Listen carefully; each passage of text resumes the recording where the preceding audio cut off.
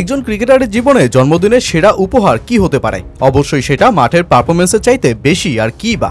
বাংলাদেশের জাকের আলী আজ পা দিয়েছেন ২৭তম জন্মদিনে। এমন একটা দিনে এই ক্রিকেটারের সেরা উপহার বোধহয় একদিন আগে খেলা ভারতের বিপক্ষে ৬৮ রানের সেই ইনিংসটা। যদিও ১১৪ বলে ৬৮ রানের ইনিংসটাকে আপনি সেভাবে মর্যাদার খাতায় নাও ফেলতে পারেন, হয়তো বলতে পারেন এমন ব্যাটিং তো ৩০ বছর আগেও দেখা যেত। কিন্তু এই ইনিংসটা নিয়েই এখন চলছে বিশ্লেষণ। ক্রিকেটের বাইবেল খ্যাত উইজডেনে তুলে আনা হয়েছে জাকের আলীর ১১৪ বলের ইনিংসের দুর্দান্ত কৌশলকেই।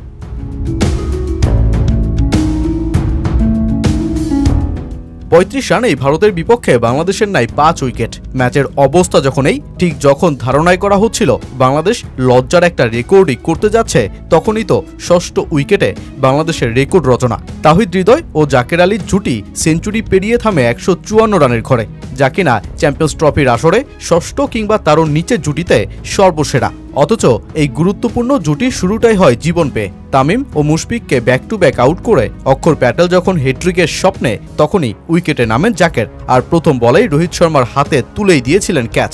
রোহিত শর্মা যেই ক্যাচ মিস করে বসায় জীবন পাওয়া জাকের আলী হয়তো এই ইনিংসটাকে নিয়েই স্বপ্ন দেখে বসেন। ভারতীয় স্পিনারদের সামলাতে ১১৪ বলের ইনিংসে নিজের দুর্দান্ত প্রতিবারই জানান দেন জাকের ওই চাপের মুহূর্তে, যেখানে তিনি মোট ৮৭টি বলই খেলেন ভারতীয় ৩ স্পিনারের বিপক্ষে। উইকেটে যথেষ্ট রুম তৈরি করে স্ট্যাম্প এক্সপোজ করে তিনি ফরওয়ার্ড ডিফেন্স করেন। অফ স্ট্যাম্পের বল ফরওয়ার্ড ডিফেন্স করে ব্যাকওয়ার্ড পয়েন্টে ৪ হাঁকান তিনি। জাদেজা ও অক্ষর প্যাটেল রাউন্ড দ্য উইকেটে এসে বল করে জাকেরকে রুম দিতে না চাইলে তিনি এই কৌশল ব্যবহার করে উইকেট থেকে সরে গিয়ে নিজেই তৈরি করে নেন রুম। অক্ষর প্যাটেলের ২৪টি বলের মুখোমুখি হয়ে ৯ বারই তিনি সফল করেছেন। জাদেজার ২৯টি বলের মধ্যে ১১ বারই সফল করেন তিনি। এতে ভারতীয় স্পিনাররা এক জায়গায় বল করে যাওয়ার সুযোগটাই পায়নি, আর জাকের অফসাইডে খেলার সুযোগটা তৈরি করে নেন। কিন্তু কুলদীপ যাদবের ক্ষেত্রে ভিন্ন কৌশল অবলম্বন করেন জাকের। কুলদীপের ৩৪টি বলের মুখোমুখি হলেও একটিতেও তিনি লেগ স্ট্যাম্পের বাইরে সরে যাননি, কারণ এই স্পিনার ওভার দ্য উইকেটে বল ছুটছিলেন। সেক্ষেত্রে তার গুগলি বিপজ্জনক হতে পারত, তাই তিনি কুলদীপের বিপক্ষে সুইপ খেলার সিদ্ধান্ত নেন।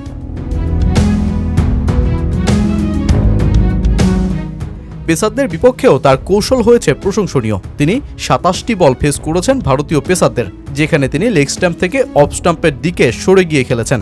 জাকের আলীর যে ইনিংসটি বলে পরিস্থিতির সাথে দ্রুত মানিয়ে প্রতিপক্ষ বোলারদের কিভাবে চাপে ফেলতে হয়। জাকের মূলত লেগ সাইডেই বেশি শর্টস খেলতে পছন্দ করেন, কিন্তু ওই মুহূর্তে তিনি তার কৌশল বদলে সাফল করে উইকেটে রুম তৈরি করে অফ সাইডে খেলতেও দ্বিধা করেননি।